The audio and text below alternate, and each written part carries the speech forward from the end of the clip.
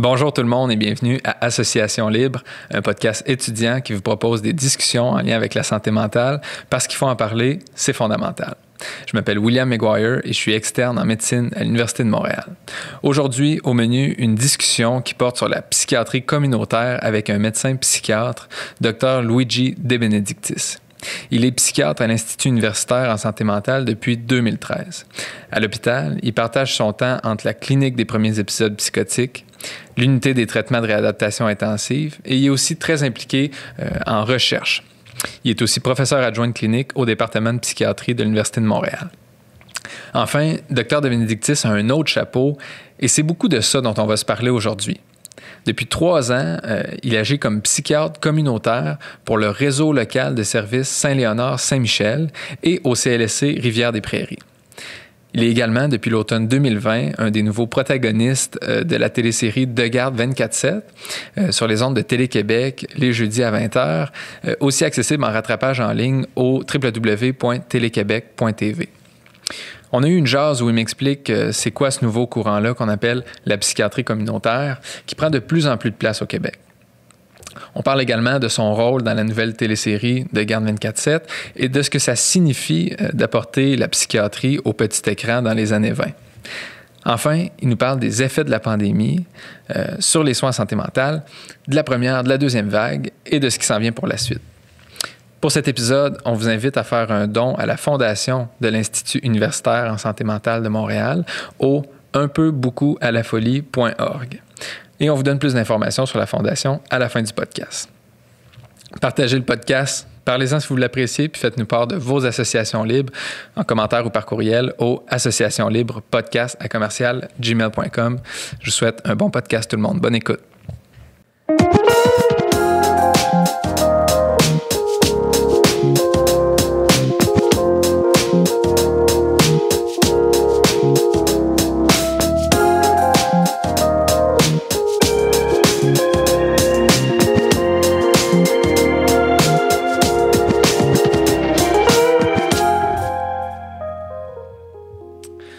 Bonjour tout le monde, bienvenue à cet épisode d'Association Libre où aujourd'hui, tel que présenté en introduction, on va vous parler de psychiatrie communautaire, on va vous parler des impacts également de la pandémie sur les services dispensés en psychiatrie. Puis pour ça, j'ai vraiment la chance d'avoir avec moi pour en parler peut-être une des personnes les mieux placées au Québec pour en parler.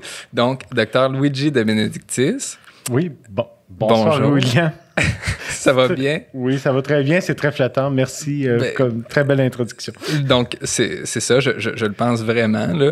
Puis, donc, j'ai élaboré plus dans le détail un peu votre présentation, votre pédigree, tout ça, mais si on résume en quelques points, vous êtes médecin psychiatre. Oui. Vous êtes coordonnateur médical pour le programme des services spécifiques et spécialisés, programme de santé mentale et dépendance pour le CIUS de l'Est de l'île de Montréal. Oui. Vous êtes un professeur adjoint de clinique à l'UDM, professeur pour du monde comme moi. Oui, exactement, en médecine. Donc, on a eu la chance de travailler ensemble. Oui, effectivement.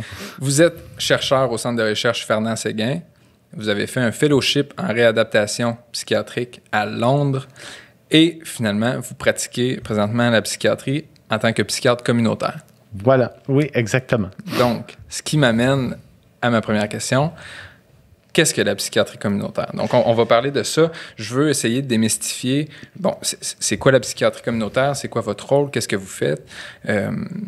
Puis pourquoi, dans le fond, cette nouvelle pratique-là voit le jour? Donc, commençons avec qu'est-ce que la psychiatrie communautaire? Alors, la psychiatrie communautaire, en fait, telle qu'on l'a définie dans le CIUS de l'Est où je travaille, en fait, quand il y a eu la dernière grande réforme de la santé en 2014, ouais. On nous avait demandé à ce moment-là un des objectifs, c'était vraiment de revaloriser ce qu'on appelait la première ligne. Okay. C'est-à-dire tout ce qui est le travail des médecins généralistes, le travail qui se fait aussi dans ce qui se fait à l'urgence. Et dans le CIUS de l'Est, le département de psychiatrie a pris la décision qu'on allait transférer certaines activités qui étaient à l'intérieur des murs de ce qu'on appelait jadis l'Institut universitaire en santé mentale plutôt. C'est l'inverse. Ce qu'on appelait jadis l'hôpital Louis-Hippolyte Lafontaine, ce qu'on appelle aujourd'hui l'Institut universitaire en santé mentale de Montréal. On a décidé où je travaille, effectivement. On a fusionné d'ailleurs avec le département de psychiatrie de l'hôpital Maisonneuve-Rosemont. Et on s'est mis ensemble et on a dit, là, il faut refaire un peu l'organigramme. Il faut revoir un peu comment on va distribuer des services. Puis comment on va aussi distribuer des psychiatres à l'intérieur de tout ça, pour tenir compte, dans le fond, de cette nouvelle directive ministérielle. Alors, ce qu'on a fait... Qui insistait à revoir la première ligne. Exactement. Qui disait, dans le fond, il faut reconstruire, dans le fond, le réseau de la santé à partir de la base. Et la base, évidemment, de tout système de santé, c'est donc la première ligne. Donc, le médecin de famille, dans son cabinet, comment on peut faire en sorte que lui va être capable de voir davantage de patients. Si lui, il est capable de voir davantage de patients, ça veut dire que les médecins spécialistes vont être capables de voir moins de patients. Les patients, par contre, qu'ils vont voir, ça va être des patients qui présentent des problèmes de santé beaucoup plus complexes. Donc, moins de patients, mais des patients qu'on va être capable de davantage investir. Et évidemment, en milieu universitaire, ça, c'est particulièrement important parce que le fait d'avoir moins de patients, de pouvoir les investir davantage.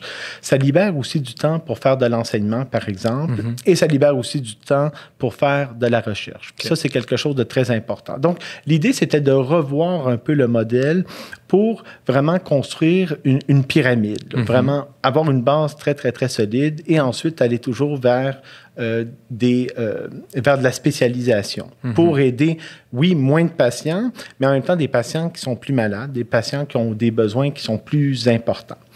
Et vous parlez de la pyramide, juste pour comprendre exactement qu'est-ce que vous voulez dire, quelle pyramide? Pyramide de soins? Exactement, c'est vraiment une pyramide de soins, telle que plusieurs, enfin, c'est pas le propre de la psychiatrie là, de vraiment travailler avec un système en pyramide, mais je vous dirais ce qui est... Si on a l'image de la pyramide, peut-être qu'on pourrait la mettre sur l'écran. Oui. C'est ça, la pyramide, vous expliquez? Ça, c'est ça. La pyramide de Henkel, ça, c'est une pyramide, dans le fond, qui a été reprise par l'Organisation mondiale de la santé. Ça s'applique à la psychiatrie, mais ça pourrait s'appliquer aussi à d'autres spécialités médicales qui ont, comme la psychiatrie, donc...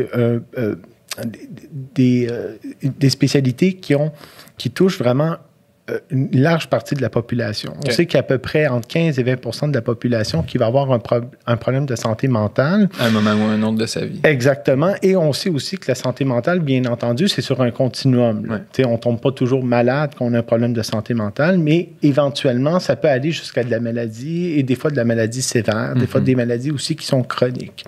Donc, c'est très important. Puis je pense que la pyramide l'illustre très bien. Si on est... quand on est en bas, on va toucher beaucoup de monde avec des problèmes qui sont peu aigus, peu sérieux.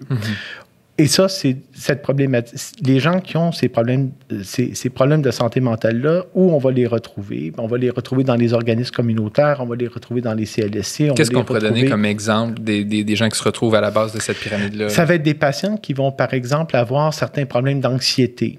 L'anxiété, une problématique quand même assez commune. On sait que ça va toucher à peu près 15 de la population. Des gens qui vont avoir aussi des troubles, ce qu'on appelle des troubles de l'humeur, comme par exemple la dépression majeure. Là aussi, à peu près 10 à 15 de la population. Des gens qui vont avoir des problématiques de consommation. Là aussi, à peu près 10 de la population. Donc, des problèmes de santé mentale qui sont quand même assez... Fréquents, très prévalents. Exactement. Et on sait que si on réussit, dans le fond, à les prendre tôt, si on réussit à leur offrir vraiment des services qui vont être adaptés. C'est sûr, c'est des services de basse intensité rendus là. Mais on voit, et c'est ça que la pyramide démontre, c'est que dans le fond, qu'on est en bas, beaucoup de monde, des problèmes peu aigus, peu sévères.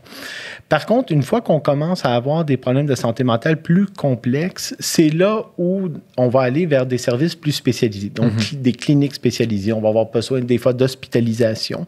Et vraiment, quand on arrive dans le haut de la pyramide, là, on a des services très spécialisés, surspécialisés, de la 3e, de la 4e ligne même, où on a vraiment des services très pointus. On touche très peu de gens, mais les gens qu'on veut toucher à ce moment-là, c'est des gens qui ont vraiment des problématiques très sévères. Puis quels seraient des exemples de ces thérapies-là, très pointues, de bout de ligne, finalement? On peut avoir, comme par exemple, un exemple qui est je dirais, qui vient spontanément en tête quand on pense à la psychiatrie, ça va être par exemple la psychiatrie légale.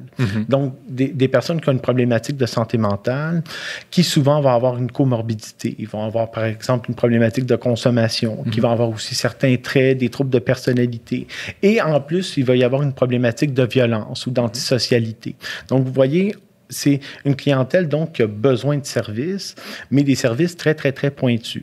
Pas beaucoup de monde, là. Si on prend en pourcentage, là, on ne va pas toucher beaucoup de monde, mais c'est des services qui sont quand même très pointus, donc qui sont très coûteux. Et en psychiatrie aussi, ça, c'est une particularité aussi de la psychiatrie, c'est que quand on est rendu en haut de la pyramide, on va aussi avoir de l'hébergement, donc des ressources d'hébergement spécialisées. Exactement. Et ça, quand on arrive là, on arrive dans quelque chose de très coûteux. Okay. Donc, on monte la pyramide, peu de monde, mais en même temps des services qui sont quand même très dispendieux. Donc, si je reviens à la psychiatrie communautaire, c'est que, dans le fond, la psychiatrie communautaire, ce que ça dit, c'est que la base de la pyramide, on veut qu'elle soit solide. Et pour qu'elle soit solide... Pour éviter que les gens progressent vers le haut dans cette pyramide-là. Exactement, exactement. Quand on regarde d'ailleurs la pyramide, vous voyez sur le côté, enfin, ça va être à ma droite, hein, les pyramides qui sont là sont très importantes. Donc, c'est des pyramides qui font en sorte que qu'est-ce qu'ils nous disent, les pyramides, c'est-à-dire les flèches qui sont là, qu'est-ce qu'ils nous disent? C'est que, dans le fond, pour qu'un système fonctionne bien, il faut qu'on puisse monter rapidement vers le haut quand c'est nécessaire. Et quand un patient est stabilisé, quand un patient, même un patient qui a eu des gros problèmes de santé mentale, quand il va bien, quand il va mieux, il faut qu'on puisse redescendre exactement vers des services, dans le fond, plus adaptés, de moins grande intensité, qui sont moins coûteux, et ainsi de suite. Toujours pour laisser la place, dans le fond, à ceux qui vont avoir besoin de ces services-là. L'idée, c'est pas de faire de l'économie sur le dos des patients, bien entendu, mais il faut que le système soit quand même fluide. Donc, la psychiatrie communautaire, c'est qu'on s'assure que la première ligne est capable de faire son travail. De quelle manière? Alors, souvent, ce que les médecins de famille vont nous dire, ce que les intervenants en première ligne, comme par exemple dans les CLSC, vont nous dire, ce que les intervenants dans les organismes communautaires vont nous dire, c'est que eux, souvent, ils vont avoir dans la population qu'ils desservent des gens qui ont des problèmes de santé mentale. Par contre, à ce niveau-là, c'est plus un problème de détection. Donc, savoir, est-ce que c'est de la maladie mentale ou est-ce que c'est, par exemple, une problématique psychosociale, mais sans nécessairement être de la maladie mentale en tant que telle. Donc, la présence d'un psychiatre, et c'est là où le CIUS s'est placé d'une façon peut-être un peu révolutionnaire, je dirais, c'est qu'on a dit, on va demander, dans le fond, à des psychiatres d'aller faire ce travail-là. Donc, on va les sortir de l'hôpital ou habituellement à l'hôpital, quand on travaille à l'hôpital, que ce soit à l'hospitalisation ou dans des cliniques spécialisées, habituellement, on a une clientèle on s'attend à ce que ce soit une clientèle avec une certaine complexité déjà en partant. Mais là, ce qu'on va demander à ces psychiatres-là, c'est d'aller faire un travail de débroussaillage auprès des intervenants dans la communauté. Dans la communauté. Vraiment, d'aller dans le milieu, là où les patients y sont. Fait que concrètement, vous êtes psychiatre communautaire, ces journées-là, à aller dans le milieu, dans la communauté, à participer à l'effort de détection, comment ça se fait? Comment vous procédez? Alors, tantôt, je parlais de l'importance de l'évaluation. Donc, une des tâches du psychiatre communautaire, c'est vraiment de recevoir les requêtes qui viennent des médecins de famille. Les médecins de famille, des fois, sont dans des impasses thérapeutiques. Ils ont essayé traitements. Quelques médicaments ou des thérapies, de référer les gens vers des organismes, ça ne marche pas. Exactement. Donc, le psychiatre communautaire, ce qu'il va faire, c'est qu'il va évaluer ces patients-là et il va il va prodiguer des conseils aux médecins de famille, donc il va continuer le suivi. Ou des fois, quand la problématique est effectivement complexe, on va prendre ce patient-là puis on va l'amener vraiment vers des services spécialisés pour qu'à ce moment-là, il puisse être vu rapidement, pour qu'il puisse être vu par des gens qui ont vraiment une expertise, qui vont permettre, dans le fond, de soulager le patient. Donc, il y a ce volet-là, ce volet vraiment d'interaction avec les médecins généralistes. Mais il y a aussi un autre... Vous allez dans les GMF, par exemple. Exactement. Okay. Donc, le travail se fait dans les GMF. On a tous les psychiatres, dans le fond, qui font de la psychiatrie communautaire. On est répartis à travers le territoire.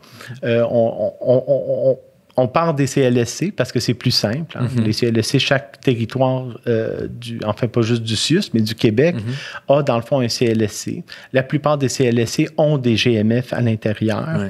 On sait qu'il y a aussi des GMF qui sont à l'extérieur des CLSC, mais notre point de départ, c'est le CLSC. Parce que souvent, les services de première ligne en santé mentale, pour la plupart, sont dans les CLSC, encore aujourd'hui. Là. Donc, c'est là que vous allez pour faire les évaluations. C'est ça. Les évaluations. Les patients, là. Tout à fait. Les évaluations, donc, se font dans les CLSC et dans les GMF, mais aussi dans les CLSC, étant donné qu'il y a des intervenants qui font de la santé mentale.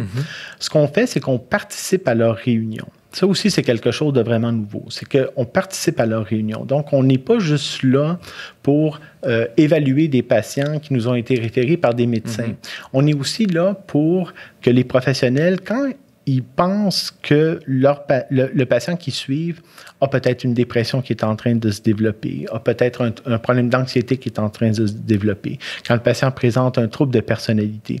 Nous, on peut participer à ces réunions-là et on peut prodiguer des conseils. Des fois, on va dire, ce patient-là, effectivement, il a l'air inquiétant, je vais l'évaluer. Sans même passer. C'est intéressant. Donc, au lieu passer par un médecin de famille. C'est ça. Donc, au lieu que le psychiatre vienne sporadiquement comme ça donner une opinion très ponctuelle quand un médecin de famille, par exemple, va lui poser une question, au contraire, vous faites partie de l'équipe, vous suivez les discussions en groupe, puis vous êtes de cette manière-là, vous êtes apte à agir peut-être de manière plus précoce? Exactement. En fait, c'est exactement ça. C'est qu'on intervient de façon plus précoce et aussi on intervient... Pour éviter de monter dans la pyramide, encore une fois. Exactement. Puis on intervient même des fois en prévention aussi. Parce que l'idée, c'est que on veut intervenir tellement précocement que des fois, la maladie mentale n'aura pas le temps de se développer. Puis ça, c'est quelque chose qui peut être fait. Mais il faut quand même être en mesure d'écouter ce que nos partenaires qui sont sur le terrain nous disent. Puis en étant aussi dans les CLSC, il y a les intervenants de première ligne en santé mentale, mais les CLSC, c'est aussi un point de ralliement pour les organismes communautaires.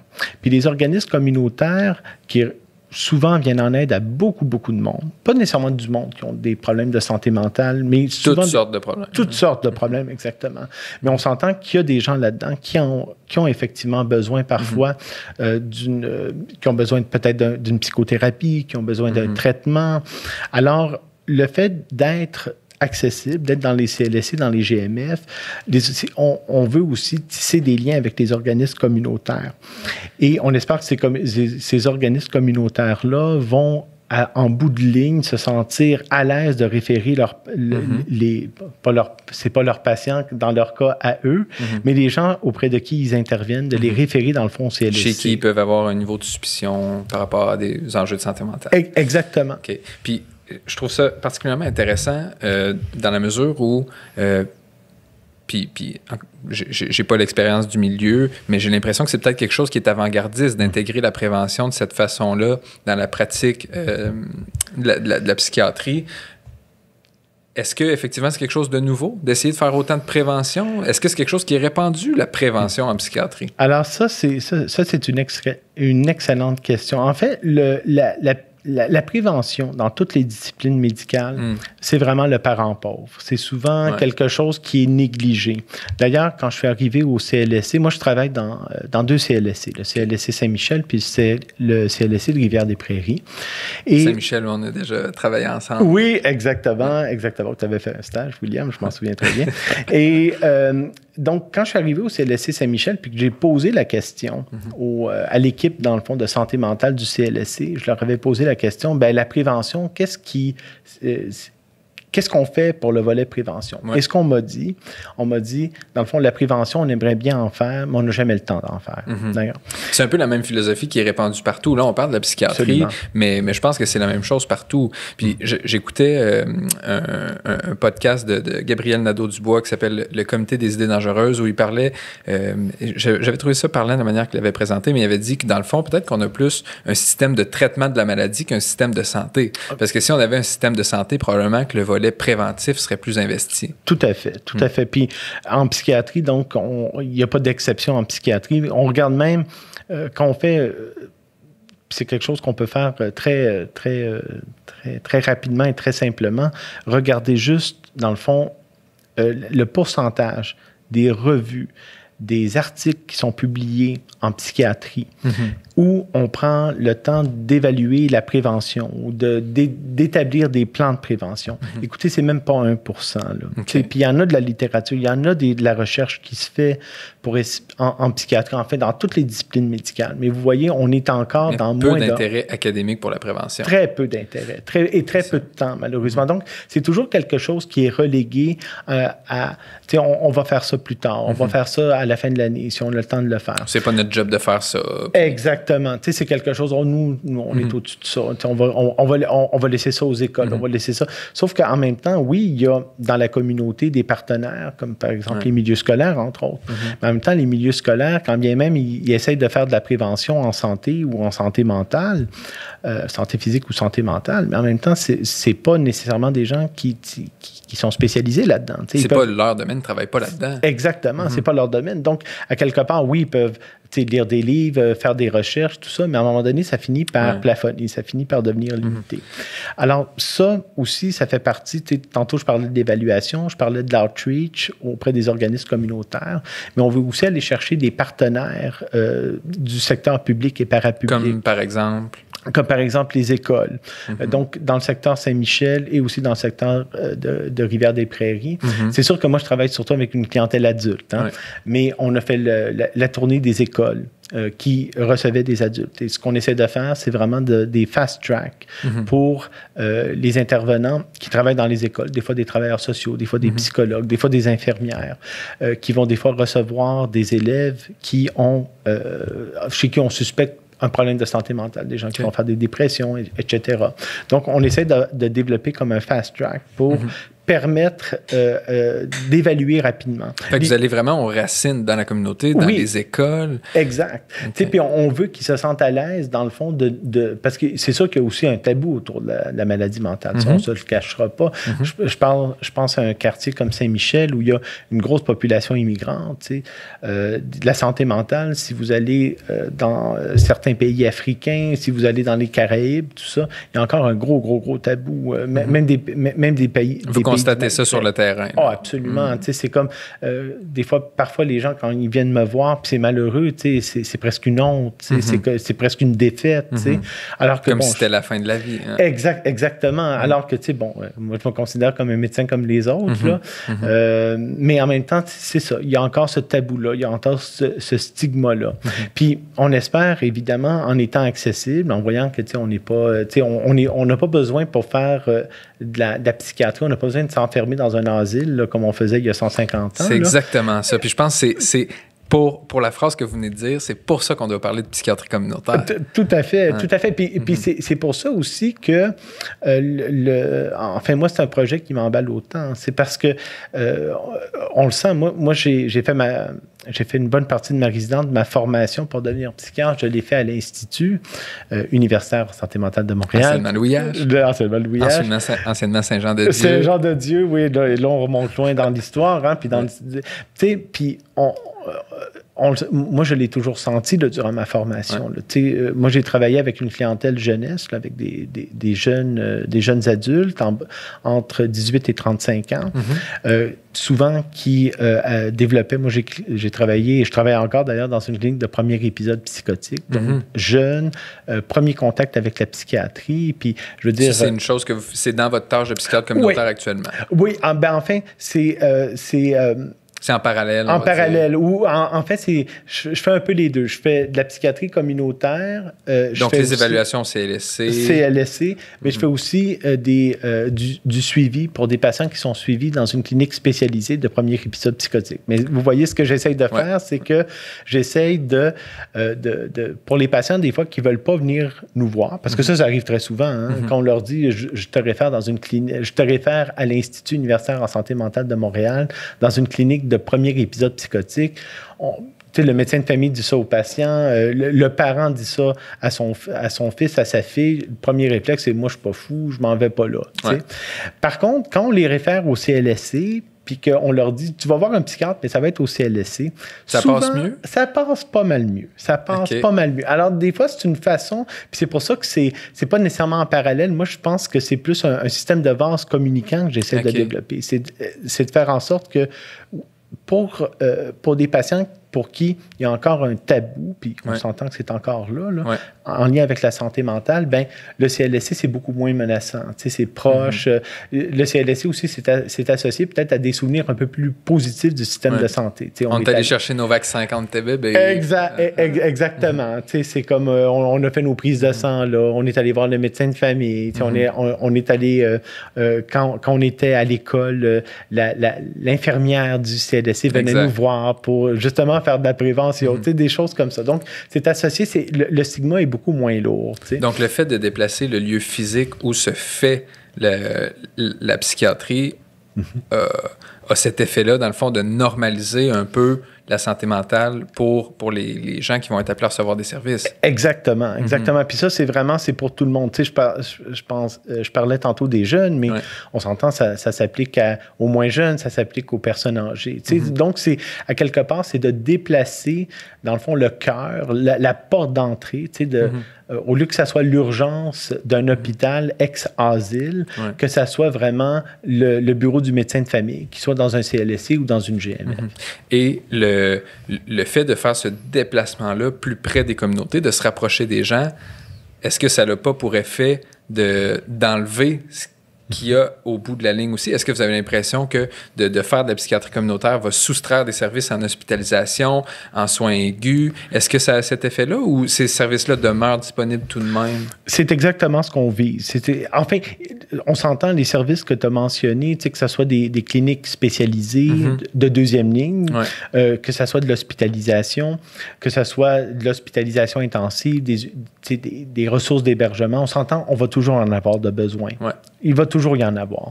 Mais en même temps... Peu importe la prévention qu'on fait. Puis exactement. C'est ça. Exactement. Mais on veut quand même être sûr qu'avant d'en arriver là, on a vraiment tout essayé. On a fait notre possible pour prévenir la survenue des épisodes plus aigus ou plus sévères. Tout à fait. Tout à fait. Puis on le voit.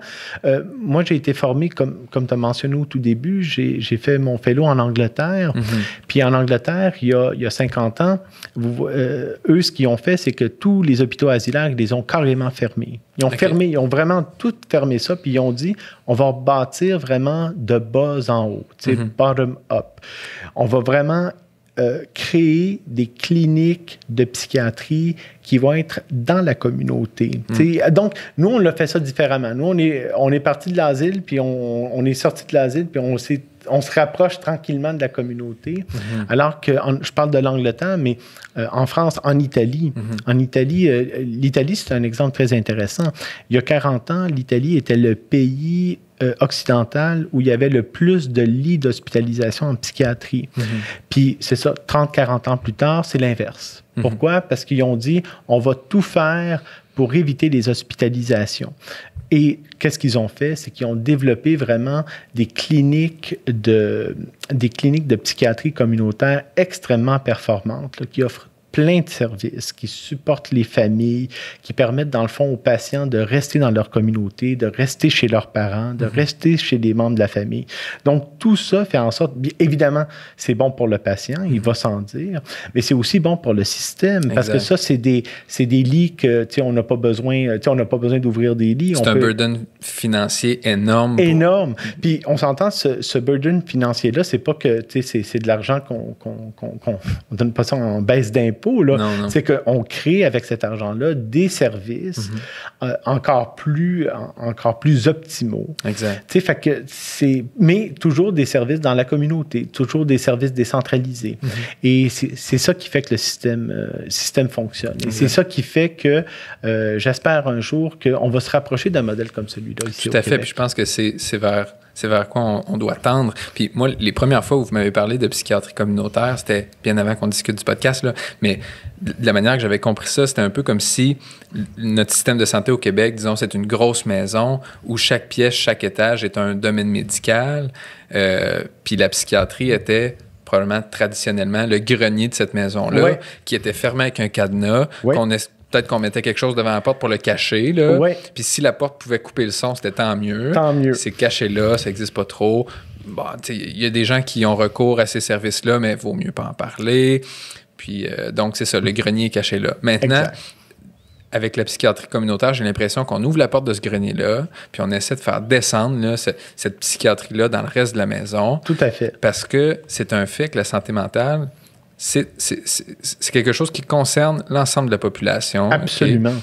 Absolument. Puis vous avez nommé des chiffres d'entrée de jeu là, quand on a commencé le podcast, des statistiques par rapport à combien de personnes seront touchées de près ou de loin par des enjeux de santé mentale au courant de leur vie.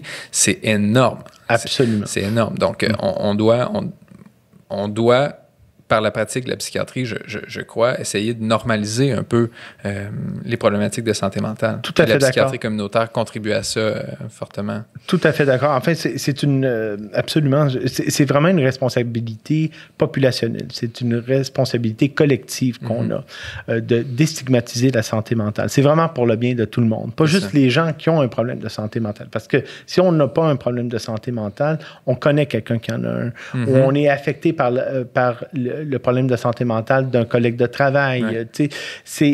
Donc, c'est vraiment une responsabilité populationnelle, compte tenu que c'est tellement fréquent. Exact. Puis, on sait aussi que, oui, responsabilité populationnelle, absolument, mais on sait aussi que au cœur de cette responsabilisation, il faut qu'il y ait l'implication du psychiatre. Puis c'est peut-être ça aussi des fois qu'on a oublié.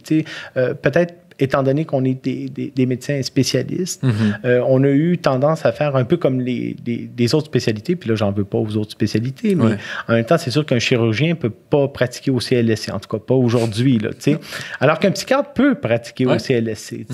Puis, à quelque part, c'est comme si l'hôpital a toujours eu une espèce d'aura, à quelque part, quand tu es à l'hôpital... C'est là que se passent les vraies affaires. Exact. C'est sérieux à l'hôpital. C'est sérieux à l'hôpital. Si tu n'es pas à l'hôpital, c'est comme... C'est moins grave. C'est ça, c'est pas de la vraie médecine. C'est comme, c'est ça, c'est des trucs, c'est du psychosocial.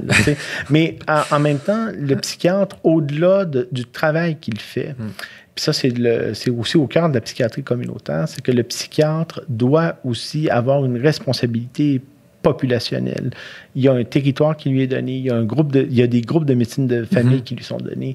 Donc, à quelque part, les gens, les médecins les médecins généralistes qui sont là, les professionnels qui sont là, les organismes communautaires qui aident, dans le fond, les patients qui ont des problèmes de santé mentale, le psychiatre a une responsabilité envers ces personnes-là. Même si c'est juste une responsabilité de répondre à leurs questions 5 minutes, d'aller les voir une fois de temps en temps, quand on leur réfère un patient, voici qu'est-ce qu'il faut surveiller, voici ce qu'il faut faire et pas faire avec tel patient pour qu'il puisse bénéficier vraiment du service que vous lui donnez. Mais le psychiatre a une responsabilité. Ça, c'est important. Un devoir envers la population qui dessert. Puis c'est d'ailleurs comme ça que fonctionnent les postes que sont attribués aux médecins au Québec. Puis c'est vrai pour la psychiatrie, mais aussi pour les autres. C'est des postes régionaux où on identifie un besoin dans telle région pour telle population. Ça nous prend un docteur qui fait X. C'est ça. Puis donc, ce médecin-là qui arrive, de par la nature de son poste, des services à dispenser à cette population-là. Donc, je trouve ça intéressant que vous le nommiez, cette responsabilité, ce devoir-là, qui doit être tenu en compte dans la manière de pratiquer la médecine. Absolument. Absolument. Surtout quand on fait, comme je disais tantôt, quand on pratique dans une spécialité qui touche où il y a autant où les pathologies sont aussi fréquentes. Je pense que c'est important d'avoir une responsabilité populationnelle. Puis aussi, c'est ça qui rend ça le fun aussi. Enfin, ça c'est peut-être un biais.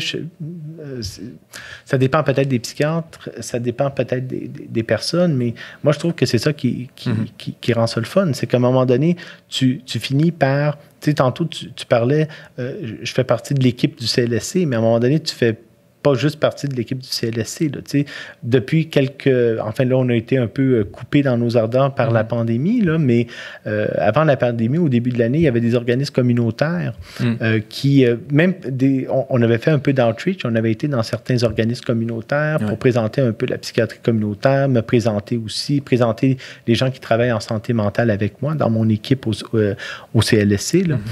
Et maintenant, il y a des organismes communautaires qu'on n'avait même pas été voir, là, qui maintenant nous appellent, ils veulent qu'on aille faire des présentations. Ça sollicite des gens, tout le monde veut en savoir plus. Oui, absolument. Mais les policiers, enfin, ça, c'est... Les policiers. Les policiers, oui. Les policiers, enfin, c'est sûr que... Pourquoi les policiers? En fait, c'est que souvent, on l'oublie, mais vous savez, quand on a des... quand les policiers reçoivent des appels, tu sais, bon, il y a telle 40 000 personne... appels pour des problèmes de nature de santé mentale à Montréal annuellement. Là, c'est 40 000 appels, c'est énorme. Ce n'est pas rien. Puis les policiers, tu sais, font quand même partie de la communauté. Tu sais, ils ont une fonction bien particulière. Puis c'est sûr que quand les policiers sont là, c'est habituellement pas parce que les choses vont bien. Mais en même temps, le rôle qu'ils jouent quand même dans la communauté, je pense qu'on ne peut pas le nier, c'est quand même un rôle qui est important. Tout à fait, très important. Puis souvent, quand les policiers sont interpellés parce que, bon, il y a du bruit ou il y a quelqu'un qui, je sais pas, a des comportements étranges. Qui crie tout seul dans son logement. Exactement, tu sais, ou que, bon, c'est sûr que les policiers vont être interpellés. Souvent, ça va être des gens, pas toujours, mais souvent, ça va être des gens qui ont des problèmes de santé mentale, tu sais. Alors, oui, c'est important d'avoir un partenariat avec eux. Il n'y a pas très longtemps. Et eux sont intéressés à avoir cet échange-là avec vous? Enfin, les agents sociaux communautaires du poste de quartier à Saint-Léonard et à Saint-Michel, on les rencontre. Enfin, on les rencontrait avant la pandémie quand même à toutes les 6 semaines. Souvent, ils nous présentaient des situations. Bon, il y a telle personne, tel comportement. Ça pourrait être un problème de santé mentale. Même une policière m'a appelé il y a quelques semaines en me disant, bon, il y a telle personne, il est au coin d'une rue, il intimide les gens, tout ça. Y aurait-il moyen qu'on aille le voir ensemble pour essayer de voir si... C'est quelque chose, là. Oui. C'est vraiment intéressant ce que vous venez de dire comme exemple, parce que je pense qu'il y a souvent, peut-être dans le discours public, cette idée-là que la police ne s'intéresse pas aux enjeux de santé mentale, qui vont gérer ça de manière répressive, là, puis que sont donc pas formés, puis ça marche pas leur affaire et tout. Puis je suis conscient que les choses sont pas parfaites, mais c'est clair, du moins à Montréal, qu'il semble y avoir un effort pour que la police se sensibilise aux problèmes de santé mentale et tente de les gérer de manière plus efficace que par des détentions ou par des tickets. Là. Absolument. Puis, enfin, moi, de mon côté, je peux pas parler pour tous les policiers à Montréal, là, mais moi, de mon côté, les policiers que j'ai rencontrés dans le cadre de ma pratique comme psychiatre communautaire sont très intéressés. Puis, ils veulent comprendre qu'est-ce qui est de la maladie mentale, qu'est-ce qui n'en est pas. Ils veulent savoir quoi faire avec un patient en crise, quoi faire avec un patient qui, par exemple, présente des symptômes de psychose, des symptômes de manie. Ils veulent le savoir, ils veulent vraiment bien faire. Puis eux aussi ont tout intérêt. C'est jamais agréable d'amener quelqu'un, traîner quelqu'un à l'hôpital. Si on peut trouver une façon d'avoir des services, dans le fond, pour ces personnes-là, qui sont des fois très dérangeants, puis qui... mais en même temps, si on peut leur donner des services, parce que des fois, c'est ça qu'ils ont besoin. Ils ont besoin de services. Puis d'ailleurs, quand on rencontre les policiers au CLSC, c'est pour faire ça. C'est que quand ils nous présentent des situations particulières, il y a des patients qui présentent, à notre avis, peut-être une problématique de santé mentale. Puis là, on dit, bien, pour telle personne, on pourrait peut-être essayer de lui offrir tel service. Puis là, on essaie de mobiliser, par exemple, un intervenant du CLSC pour aller à la rencontre de cette personne-là. Puis, tu sais, tout le monde, le patient, il gagne. Exact. Les policiers, ils gagnent aussi parce que ça leur permet un peu de... ils vont avoir moins d'appels, ils vont pas avoir à intervenir. Ils vont pas intervenir 25 fois avec la même personne. Exactement. Pour la même raison. Puis intervenir par la force, puis des situations vraiment qui sont regrettables vraiment pour tout le monde. Là. Fait que vous devez répondre, c'est ça, super positivement à ces demandes d'aide là, qui viennent de la part des corps policiers. Puis je pense que ça rend le travail de tout le monde plus intéressant. Absolument. En plus, et je dirais surtout en plus d'offrir une avenue aux patients qui est plus intéressante. Là, exactement. Qui nous éloigne vraiment de l'urgence, qui nous éloigne justement, encore une fois, de l'asile, l'ex-asile où on enferme des gens. Là, exact. Fait que je pense qu'on comprend vraiment bien. On a fait le topo sur la psychiatrie communautaire. C'est une pratique qui vous rapproche des communautés, qui vous met en relation directe avec les organismes. Vous faites partie des équipes. Vous décentralisez la pratique plutôt que d'être uniquement à l'hôpital. Vous vous ramassez dans les CLSC. Vous allez voir les écoles, les groupes communautaires. Vous allez voir les policiers. Donc, c'est une pratique qui est nouvelle. C'est vraiment très intéressant. Et je pense qu'elle participe à l'espèce de transition qu'on doit faire socialement pour déstigmatiser la santé mentale, en parler plus ouvertement. Exactement. Et aussi, ça contribue à prévenir la dépendance institutionnelle. Donc, de garder les gens fonctionnels en communauté, qui savent que s'ils ont des besoins, il y a des services qui sont là. Donc, ça contribue à cet effort-là, d'être toujours là pour les gens. C'est pas parce qu'on n'est pas à l'hôpital qu'on peut pas être là pour eux. Exact. On est juste là différemment et ailleurs. Tout à fait. Donc vraiment très intéressant. Puis, Je voulais qu'on se parle aussi de, puisqu'on parle de déstigmatisation, de nouvelles visions qu'on a collectivement par rapport à la santé mentale, on va parler de l'émission De Garde 24/7 sur les ondes de Télé-Québec, oui. Émission pour laquelle vous êtes comme le nouveau protagoniste là, cette saison, cet automne. Toi aussi, William, hein, quand même, ne te sous-estime pas. Oui, c'est ça. Donc, effectivement, j'ai participé à des tournages avec vous pour ça. Avant d'en parler, peut-être qu'on regarde la bande-annonce pour que les gens nous voient de quelle émission on parle. Juste spécifier que les droits d'auteur ont été accordés pour qu'on puisse regarder cette bande-annonce-là avec Association Libre. Annick a des tissus mous qui continuent à grossir. Comment ça va? Je sors d'une petite psychose. Là. Savoir que notre cerveau peut nous jouer des tours, c'est quelque chose qui est dur à accepter.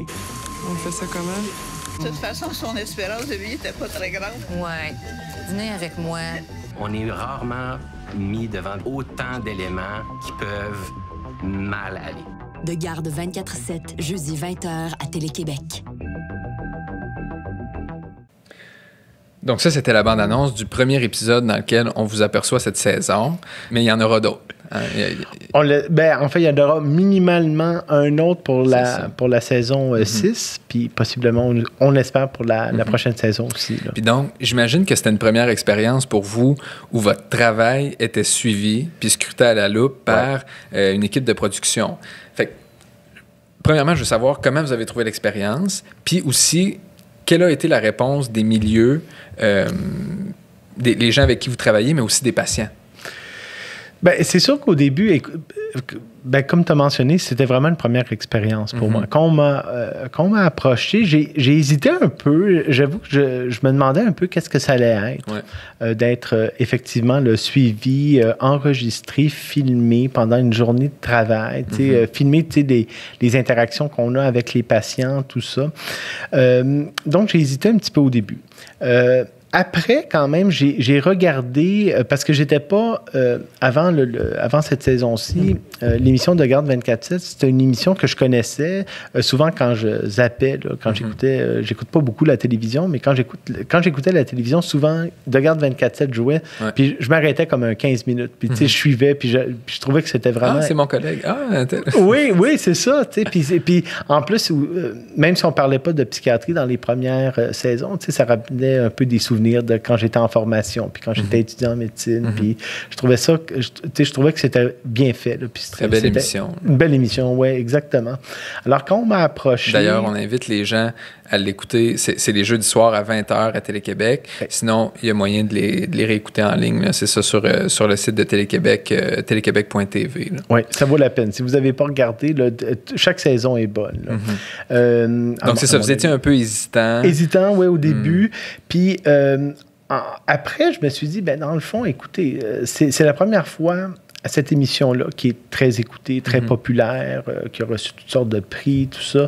J'ai dit, ça va être la première fois qu'on va parler de santé mentale. On ne peut pas manquer une occasion de même. Là. On peut pas, on dit qu'il faut déstigmatiser, on dit qu'il faut amener il faut normaliser, dans le fond, la santé mentale puis la maladie mentale. Il faut normaliser ça. Donc, si on n'en parle pas, comment on va faire ça? Fait que finalement, je me suis dit, écoute, on va essayer, on va voir qu'est-ce que c'est. On y va.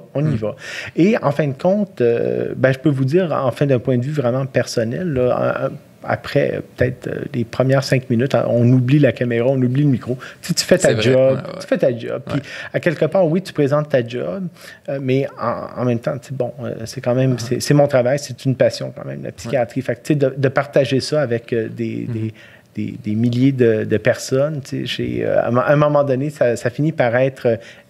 tu finis par aimer ça. Puis moi, j'ai vraiment apprécié. Puis c'est une belle expérience. C'est une très belle expérience. Puis je pense que tu demandais par rapport aux patients, surprenamment, c'est un peu la même chose, je pense. Je pense que bien des patients qui ont accepté de participer, eux aussi voient ça un peu, c'est comme un peu un témoignage, c'est comme un peu une façon de dire, oui, j'ai tel problème, voici qu'est-ce que c'est, voici qu'est-ce que ça veut dire. Exact. Donc, ça nous ramène à l'idée qu'on peut en parler, puis c'est correct. On peut en parler de santé mentale, puis c'est correct. Puis c'est ça, ça travaille pour l'effort de déstigmatisation. Puis c'est pour ça que je trouvais que c'était tellement une bonne idée que la psychiatrie soit intégrée à l'émission cette saison-ci parce que ça le fait très bien. Puis, on le voit, là, on voit vos patients, le visage n'est pas brouillé, ils racontent leur histoire. Dans une des émissions, il y a un des patients, là, vous racontez à la caméra là, que un soir comme ça où il allait pas très bien, il s'est masqué, il est allé dans le lit de ses parents avec un couteau. Puis, c'est ça.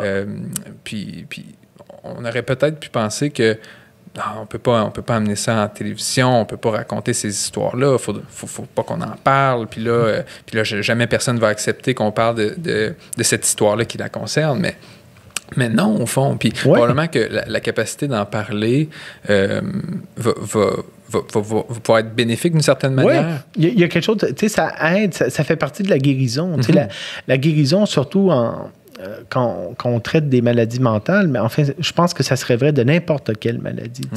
La guérison, c'est pas juste, on a donné les médicaments, on entre en rémission. La guérison, c'est quelque chose de beaucoup plus complexe. Là, on a été atteint dans notre intégrité physique ou mentale là, par la maladie. Donc, à quelque part, le fait de normaliser ça, le fait de dire... De reconnaître ce qui est arrivé. Oui, puis de voir qu'on est capable de passer à d'autres choses. Ça soigne, ça se guérit, on peut évoluer, on peut vivre avec, puis on peut avoir une qualité de vie, puis être heureux. Là, mais en même temps, c'est ça, si on le dit jamais... C'est comme si c'était pas arrivé. Ça n'existe pas. C'est dans le grenier. Exact. C'est dans le grenier, absolument. Alors que là, je pense qu'il faut le dire. Exact. Puis l'émission rend bien ça parce qu'on voit justement par rapport à ce patient-là, l'histoire dans le lit avec le masque et tout, ça finit que... Je me rappelle plus si c'était un TAC. Là, ou, exactement, un TAC. Donc le tribunal administratif du Québec a levé... dans le fond... Il a libéré le patient parce qu'il allait mieux. Voilà, parce qu'il allait mieux, parce qu'il venait à ses rendez-vous. Je veux dire, il a reçu une médication qui l'a aidé. Lui-même le reconnaît. Il a essayé de changer aussi certaines habitudes de vie. Donc, vous continuez de le suivre. Je continue de le suivre. Ça montre que ça va mieux. Oui, qu'il y a moyen de passer à autre chose. Oui, puis il y a de l'espoir. Puis, tu sais, c'est comme... Oui, ça arrive. Tu sais, la maladie mentale, c'est une maladie comme une autre. Exact. Donc, êtes-vous d'avis, à cet effet-là, qu'on est rendu au Québec à un point tournant dans notre manière de traiter collectivement la santé mentale? Est-ce qu'on est arrivé quelque part où il reste des choses à faire? Je pense que c'est une bonne question. Je pense que la révolution, on n'a pas encore fait la révolution, mais on est tranquillement en train de s'y préparer. Puis, moi, ce que je note depuis quelques années, on a parlé un peu de la psychiatrie communautaire dans le CIUS de l'Est où je travaille, mais vraiment cette sensibilité-là, à offrir des services de proximité, décentralisés, proches du milieu de vie des patients, faire en sorte que les patients, justement, puissent rester dans leur milieu de vie.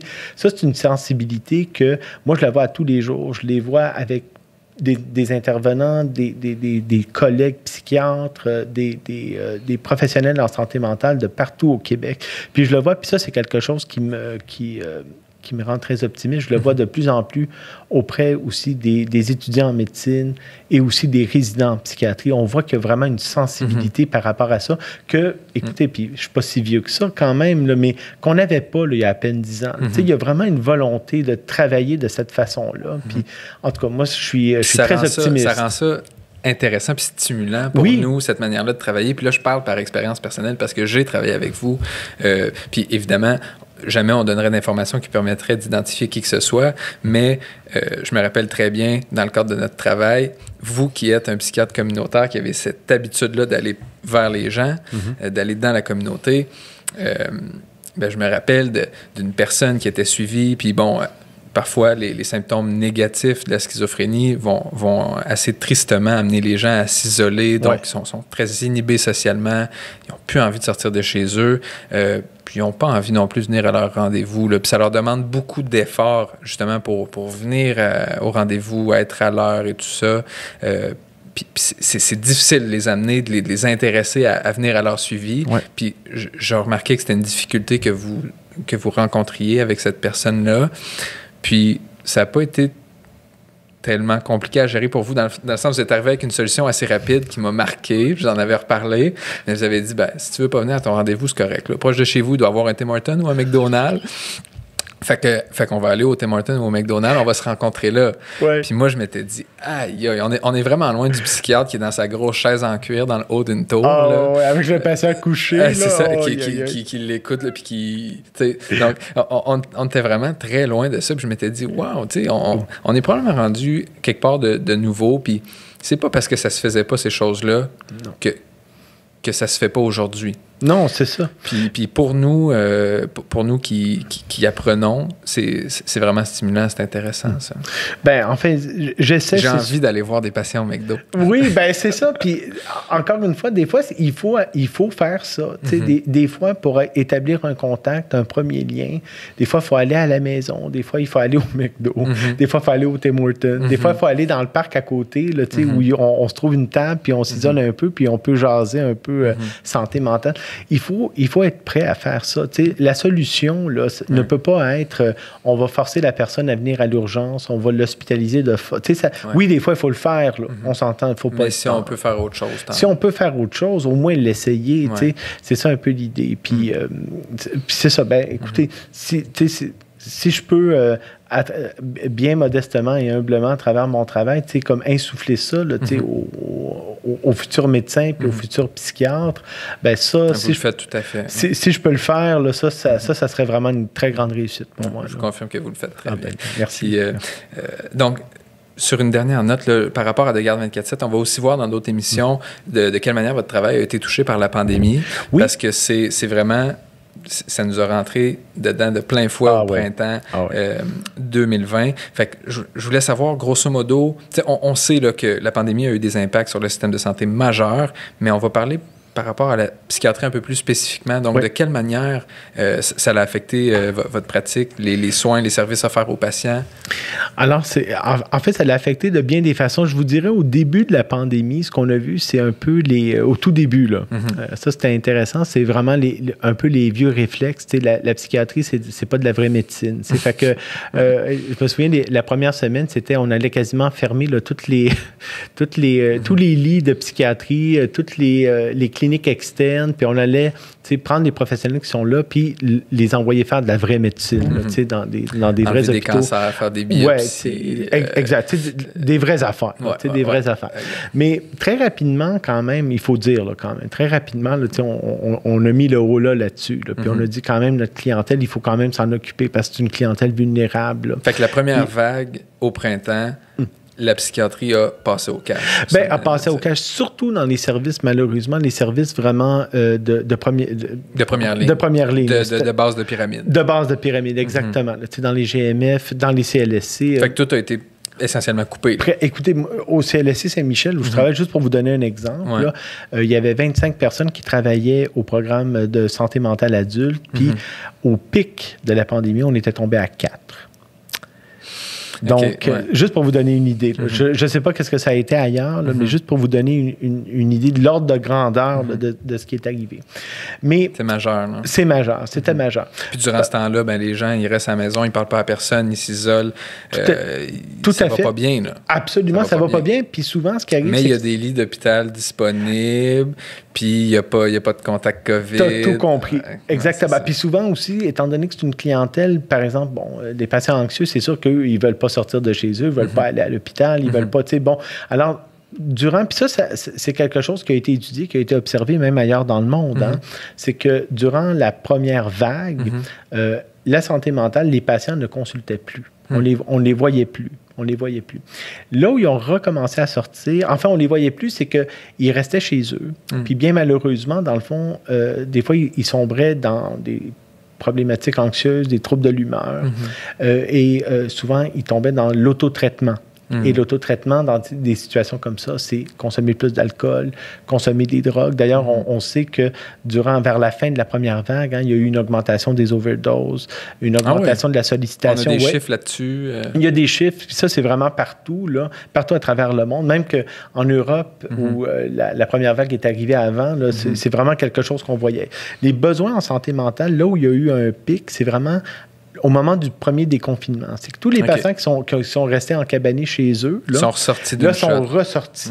Et ça a mis beaucoup de pression, surtout, je vous dirais, dans les services de première ligne. Donc, auprès des médecins de famille, auprès des CLSC. Ça, c'est quelque chose qu'on a quand même senti. Là, à un moment donné, c'était vraiment très calme dans le pic de la pandémie, mais après, c'est vraiment ressorti. Comme l'eau qui s'est accumulée en amont d'un barrage. Exact. Puis là, quand le barrage ouvre... Tout sort, exactement. Puis, plus particulièrement, tantôt, je parlais de la toxicomanie. Bien, ça a été encore plus fort. Ça a été encore plus fort parce que, effectivement, durant les périodes de confinement, bon, le stress que ça amène, tout ça, des fois, on ne veut pas aller à l'hôpital, on ne veut pas aller voir le médecin parce qu'on nous dit de rester à la maison. Fait que qu'est-ce qu'on fait? On boit. Qu'est-ce qu'on fait? On consomme, par exemple, plus de cannabis, on consomme plus de telles substances.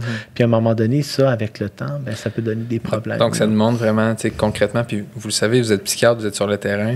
Quand le docteur Arruda, par exemple, parlait de trouver un équilibre entre les conséquences, on va dire, psychosociales, environnementales, du confinement pour les bénéfices qu'ils vont apporter sur le nombre de cas de COVID, d'hospitalisation, de décès ou de fréquentation des soins intensifs, c'est quand même quelque chose de majeur à considérer comme impact populationnel. Oui, puis je suis content qu'il l'ait dit. Je suis content qu'il l'ait dit, tu sais, que vraiment, c'est pas juste on bloque le virus, parce que ça, tu sais, bloquer le virus, on peut faire ça bien facilement. On va se construire des murs de pierre partout, puis ça va être ça.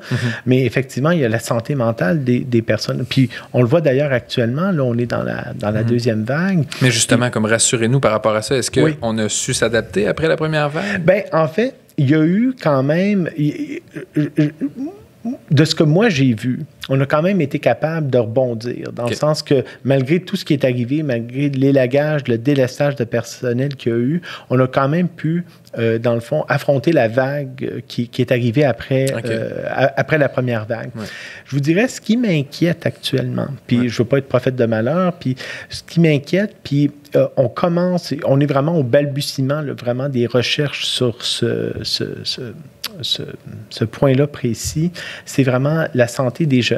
Parce que on le sait, puis ça a été démontré vraiment dans des études qui ont été faites au Québec et même ailleurs dans le monde, que les jeunes, plus que les personnes plus âgées, ont eu tendance, durant, pas juste la première vague, mais même durant la reprise, dans le fond, de l'école, donc qui s'est faite il y a quelques semaines à peine, il y a eu vraiment une réponse, il y a eu beaucoup d'anxiété, beaucoup de souffrance psychologique qui a été associée à ça, plus que les personnes plus âgées. Donc, ça, c'est quelque chose, j'ai l'impression qu'on va en parler de plus en plus. Tu sais, qu'est-ce qu'on peut faire pour les jeunes? Plus spécifiquement. Plus spécifiquement. Parce que c'est leur job de socialiser. Tu sais, les jeunes, c'est ça qu'ils sont censés faire. Voilà. Puis les amis, c'est important.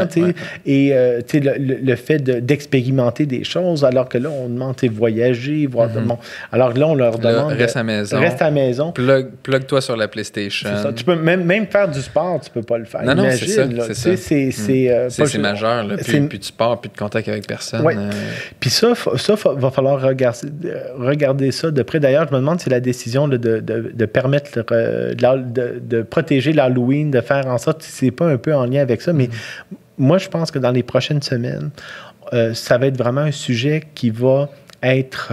on va en parler beaucoup, à mon avis. À mon avis, on va en parler parce qu'on va... De l'impact sur les jeunes, vous voulez dire? L'impact sur les jeunes. Puis quand je dis jeunes, là, je parle de vraiment les 12-35 ans. Tu sais, 12-35 ans, c'est vraiment, même, je dirais 12-25 ans. Là. J'ai 25 ans, je suis à la limite. Oui, c'est ça, on est jeune encore entre 25 et 35, là, c'est pas ça que je dis, mais en même temps, ça va être un sujet qui va être de plus en plus important. Puis j'espère que la santé publique et les instances gouvernementales vont avoir une sensibilité à ça, parce que s'il y a une prochaine vague en santé mentale, là, une vague, enfin, plus de problèmes de santé mentale ou de maladies mentales, ça risque d'être dans cette tranche de population-là pour les prochains mois. Là. Bien, très intéressant. On va suivre ça de près, puis... je pense que de votre perspective, qui est clairement informée par rapport au milieu présentement, c'est assez préoccupant de penser que c'est ça qui s'en vient. Oui. On espère que les gens vont garder l'œil ouvert. Oui, puis il va falloir, tu sais, ça va mobiliser le système de santé, mais ça va aussi mobiliser le système scolaire. Hein? Oui, c'est c'est quand même 2 piliers de notre État. Là, donc, là aussi, ça va nous toucher tous, mais il va falloir être à l'affût. Il va falloir garder l'œil ouvert. Ça va amener des défis pour les soignants. Très important. Oui, absolument. Super. Donc, on a eu une bonne discussion. Ça doit faire à peu près 1 heure qu'on se parle, j'imagine.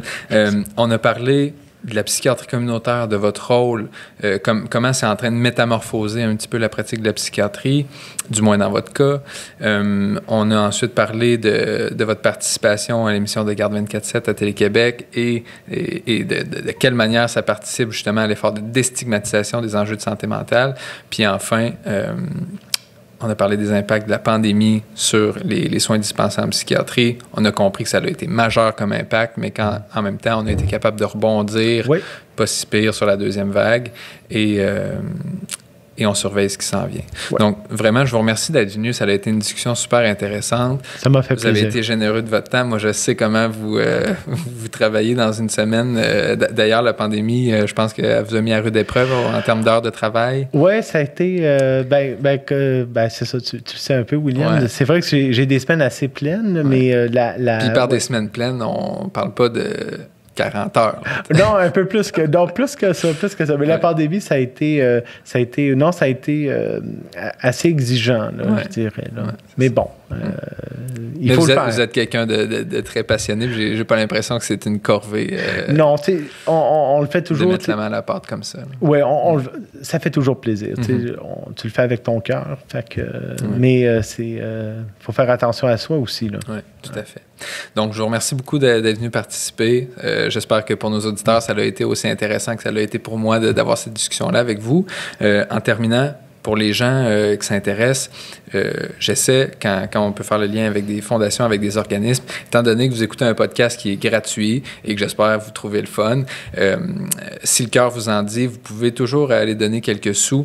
Donc, dans le cas du docteur de Benedictis, j'en avais parlé avec lui, puis il me disait, la fondation vers laquelle on pourrait référer les gens, ce serait la fondation de l'Institut universitaire en santé mentale de Montréal. Donc, sa mission à cette fondation-là, c'est de s'engager à soutenir des projets cliniques et scientifiques qui ne visent plus uniquement à diminuer les symptômes de la maladie et à traiter la clientèle, mais à assurer le rétablissement de la personne de façon à maintenir un lien solide avec sa communauté et ainsi favoriser sa réinsertion en société. Fait que la mission de cette fondation-là, un peu, si vous avez écouté la dernière heure du podcast, vous comprendrez que c'est assez en lien avec la pratique de docteur de Benedictis. Et je pense qu'il y a beaucoup de positifs là, dans cet effort-là que de faire plus aujourd'hui que simplement traiter ou diminuer les symptômes de la maladie mentale. Donc, si ça vous intéresse, la fondation de l'Institut universitaire en santé mentale de Montréal pour faire un don. Sinon, je remercie également l'équipe de production de Garde 24/7 qui nous a permis, dans le fond, pour les droits d'auteur, de diffuser leur bande-annonce. Je vous invite à écouter l'émission si vous voulez voir Dr de Benedictis en action, mais aussi plusieurs autres médecins. Une émission super intéressante que vous pouvez voir les jeudis à 20h sur Télé-Québec ou en rattrapage sur téléquébec.tv. Et je pourrais mettre un lien dans la description du podcast. Autrement, si vous voulez nous faire part de vos commentaires, si vous avez des idées de sujets qu'on pourrait traiter sur le podcast, n'hésitez pas à nous faire part de vos associations libres. Pour le faire, écrivez-nous à associationlibres.podcast@gmail.com, association libre au pluriel podcast@gmail.com. Fait que je vous remercie d'avoir été là, puis suivez-nous pour un prochain épisode d'Association Libre. Merci encore, Dr de Benedictis. Plaisir. Merci à toi, William. OK. Bye-bye tout le monde.